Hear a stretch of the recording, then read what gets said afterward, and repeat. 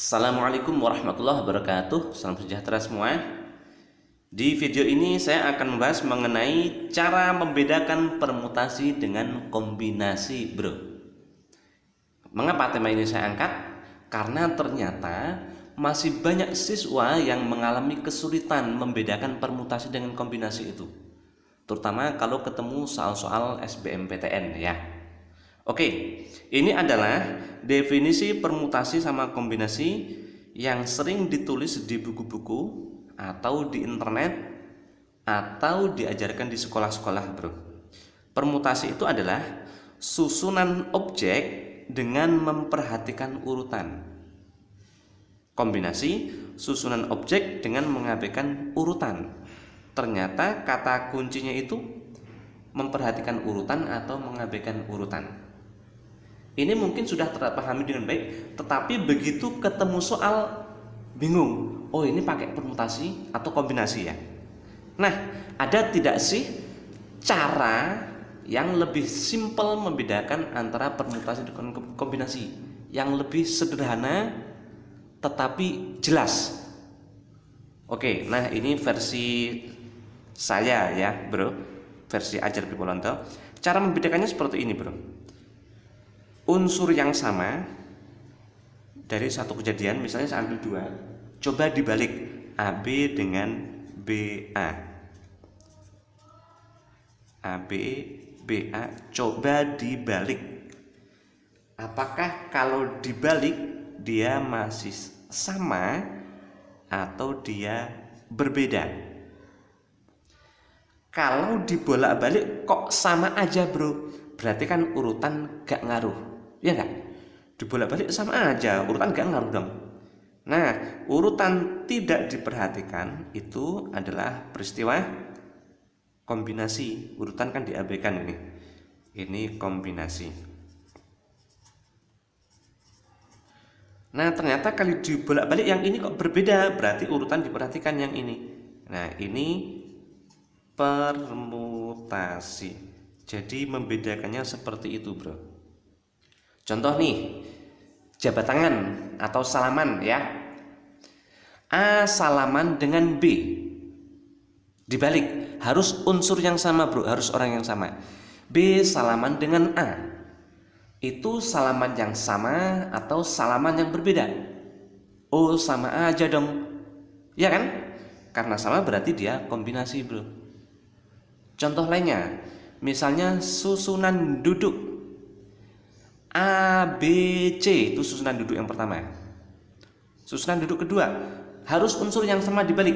Saya ambil 3 unsur ya, 3 orang misalnya A, B, C. Yang kedua misalnya B, A, C.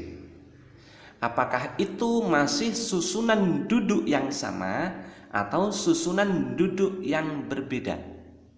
Oh, berbeda dong. A, B, C itu yang pinggir si A sama si C. B, A, C itu yang pinggir si B sama si C. Kan susunan duduk yang berbeda. Nah, itu permutasi. Jadi membedakannya seperti itu, bro. Untuk rumusnya sepertinya tidak terlalu bermasalah ya, tetapi di sini mau saya tulis ulang. Permutasi simbolnya P, K unsur dari N unsur. Ada yang menulis N di sini, ada yang di sini, bro, itu sama aja ya. N faktorial per N dikurangi K faktorial. Kombinasi simbolnya C, K unsur dari N unsur, bisa di sini, bisa di sini, N itu. Ada buku yang menulis di sini, ada yang di sini ya. N faktorial per N dikurangi K faktorial dikali sama K faktorial. Untuk rumus sepertinya tidak ada masalah. Yang bermasalah itu di membedakannya itu ya, kayaknya seperti itu. Nah, ini saya kasih kotak nih. Nah, gini. Oke, coba kita lihat langsung ke soal, bro. Nomor 1. Dari 5 calon dipilih 3 orang untuk ketua, sekretaris, bendahara. Banyaknya susunan pengurus yang mungkin. Dipilihnya 3 orang, bro. Misal yang terpilih itu si A, si B, si C. Kita balik harus unsur yang sama, bro. Si B, si A, si C. Ya. Ingat, yang dibalik harus unsur yang sama, jangan yang berbeda ya. Apakah ini masih susunan pengurus yang sama atau susunan pengurus yang berbeda? ABC ketuanya siapa? Ketuanya si A. Ini sekretaris ini bendahara. BAC ketuanya si B, sekretaris ini bendahara. Apakah ini susunan pengurus yang sama atau berbeda? Jelas berbeda dong. Ini ketuanya si A, ini ketuanya si B. Berarti ini ya betul permutasi. Banyaknya susunan pengurus yang mungkin berarti permutasi menyusun tiga unsur atau tiga orang ya dari 5 orang. Permutasi 3 dari 5. Nah ini bro rumusnya, 5 faktorial per n kurangi k, 5 kurang 3, 2 faktorial. 5, 4, 3, 2 faktorial. Stop, karena di bawah ada 2 faktorial ya. Ini bisa dicoret 2 faktorialnya. 5 kali 4 20, kali 3 berarti 60. Berarti ada 60 susunan pengurus yang mungkin. Ada 60. Jadi banyak sekali ternyata ya. Oke, yang kedua. Dari 5 calon dipilih 3 orang untuk wakil sekolah di Olimpiade Matematika. Banyak delegasi yang mungkin adalah, misalnya yang terpilih itu si A, si B, si C untuk ikut Olimpiade. Kita balik unsur yang sama, si B, si A, si C untuk ikut Olimpiade. Apakah ini masih wakil sekolah, masih wakil yang sama, atau delegasi yang sama, atau delegasi yang berbeda bro? ABC kalian yang berangkat ya, BAC kalian yang berangkat, itu masih delegasi yang sama atau beda? Oh sama aja dong ya. Berarti ini kombinasi. Nah ini kombinasi bro. Berarti banyaknya delegasi yang mungkin kombinasi menyusun 3 orang dari total 5 orang, calonnya 5. Nah, sama dengan ini, perbedaannya ini permutasi, yang ini kombinasi. 5 faktorial per n kurang k, 5 kurang 3, 2 faktorial, masih dikali dengan k faktorial, 3 faktorial. 5, 4, 3 faktorial. Stop, karena di bawah ada 3 faktorial.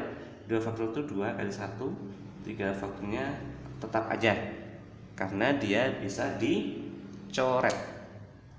Nah gini, 20 dibagi 2, 10. Jawabannya 10.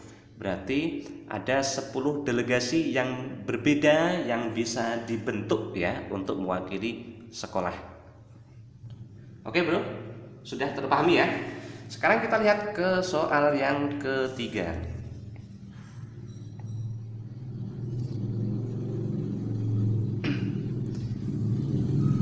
Banyaknya cara mengerjakan 8 dari 10 soal yang diberikan jika soal nomor 1 sampai nomor 5 itu wajib. Ada berapa banyak cara? Berarti dipecah jadi 2 ya. Ada yang wajib. Yang wajib itu nomor 1 sampai nomor 5. Berapa soal nih bro? Ya betul, ini 5 soal ya. Berarti dia wajib mengerjakan 5 soal ini. Padahal harus mengerjakan 8 ya. Dari 10 soal itu 8. Berarti kekurangannya kan 3 soal. Itu bisa dipilih dari soal nomor 6 sampai 10, kan ada 10 soal. Ini juga berapa soal bro? Ini 5 soal ya.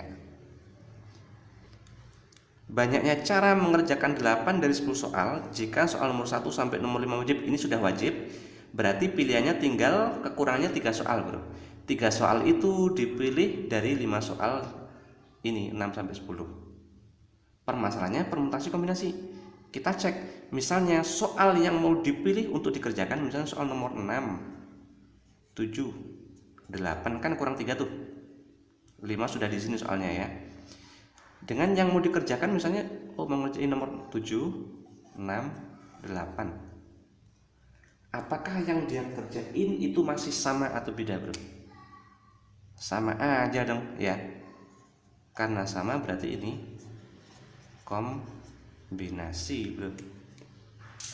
Banyaknya pilihan ya, berarti kalau gitu kombinasi. Memilih 3 soal, kan kurangnya 3 tuh, soalnya 5 udah di sini ya.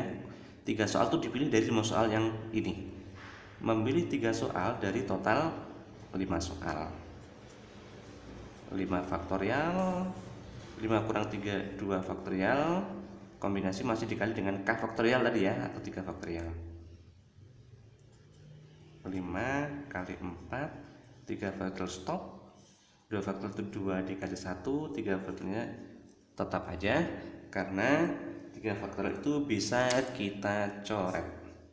4 bagi 2 ini 2, 5 kali 2 berarti 10 ya. Ada 10 cara mengerjakan soal itu, bro. Oke, bro, masih 1 soal lagi, bro. Nah, ini sepertinya lebih kompleks daripada yang sudah ya. 3 buku matematika berbeda, 2 buku biologi berbeda, 3 buku sejarah berbeda disusun berjajar di sebuah rak. Berarti total bukunya 3 sama 2 5, dengan 3 8 buku ya. Banyaknya susunan. Nah, kita harus ngecek ini permutasi atau kombinasi sih. Nah, caranya kita cek.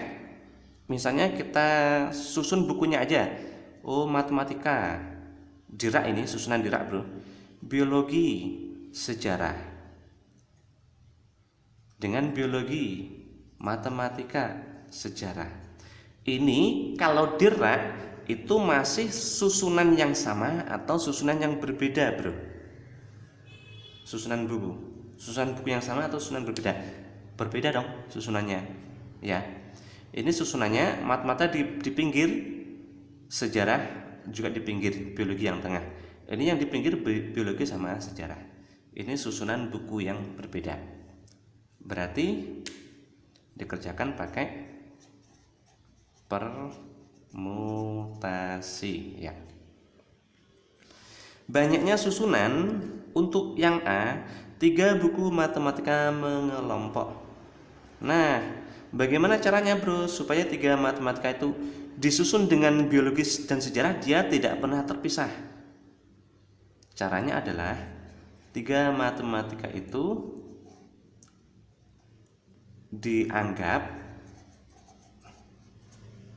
sebagai satu objek, bro. Caranya 3 matematika ini kita ikat jadi satu, kemudian disusun sama buku yang lain. Ini pasti tidak pernah terpisah itu. Diikat itu artinya dia dianggap sebagai satu objek. Jadi total ada berapa objek, bro? Total ada ini 3 sejarah, 2 biologi berarti 5. Ini dianggap 1, 5 dengan 1 berarti 6. Berarti total ada 6 objek yang berbeda. Jadi total ada 6 objek berbeda. Menyusun 6 objek jelas permutasi tadi ya. 6 dari 6. Artinya ke-6 itu disusun sekaligus, bro. Kalau yang contoh 3, contoh 2, contoh 1 tadi kan tidak sekaligus ya. Kalau ini sekaligus, 6-nya sekaligus disusun. Permutasi 6 dari 6. 6 faktorial per 6 kurang 6, 0 faktorial. Hati-hati ya, 0 faktorial itu bukan 0. 0 faktorial itu nilainya 1, sama seperti 1 faktorial. Berarti ini 6 faktorial.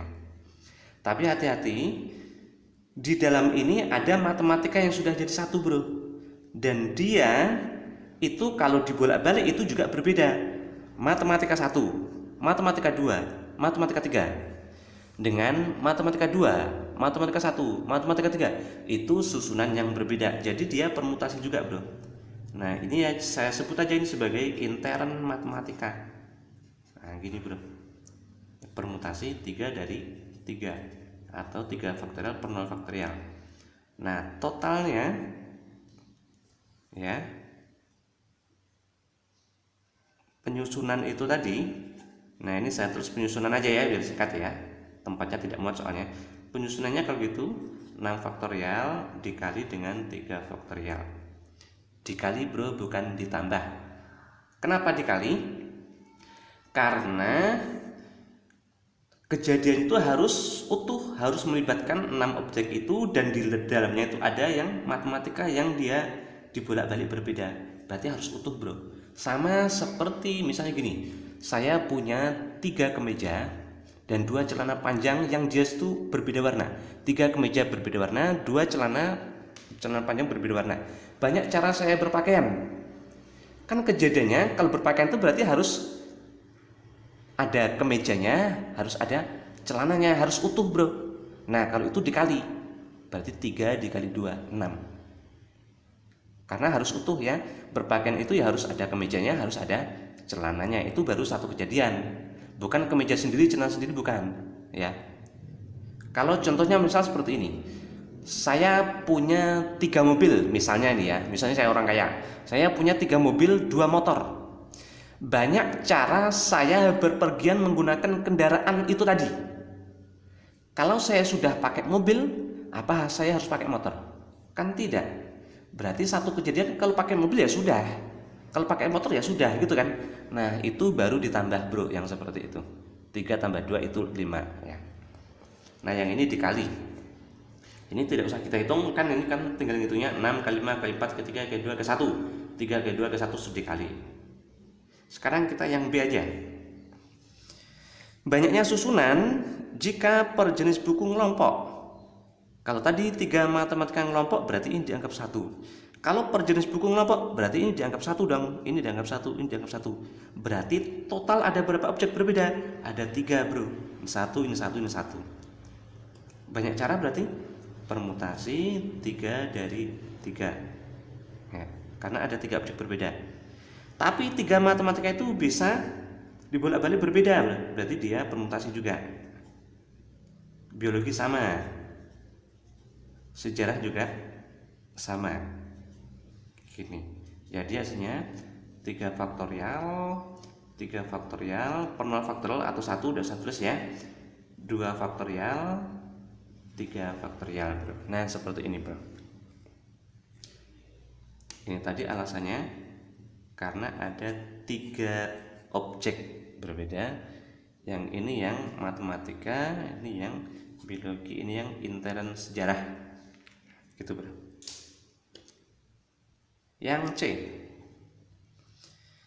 banyaknya susunan jika di pinggir itu harus buku matematika. Berarti ada yang di pinggir, ada yang di tengah bro.